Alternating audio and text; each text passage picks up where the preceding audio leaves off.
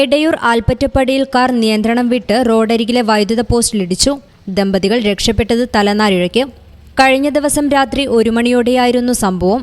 തിരുവനന്തപുരത്തേക്ക് പോകുന്ന മകളെ യാത്രയയക്കാൻ പെരിന്തൽമണ്ണയിലേക്ക് പോയി മടങ്ങി വരികയായിരുന്ന എടയൂർ പൂക്കാട്ടിരി സ്വദേശികളായ ദമ്പതികളാണ് അപകടത്തിൽപ്പെട്ടത്.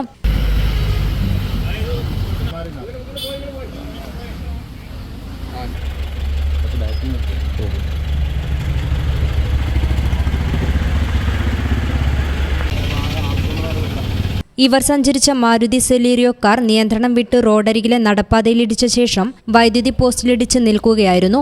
പോസ്റ്റ് മറിഞ്ഞെങ്കിലും വാഹനത്തിൽ തട്ടിയില്ല. എങ്കിലും വൈദ്യുതി കമ്പി പൊട്ടിവീണതിനെ തുടർന്ന് തീപ്പൊരികൾ തെറിച്ചത് അപകട സാധ്യത ഉയർത്തി.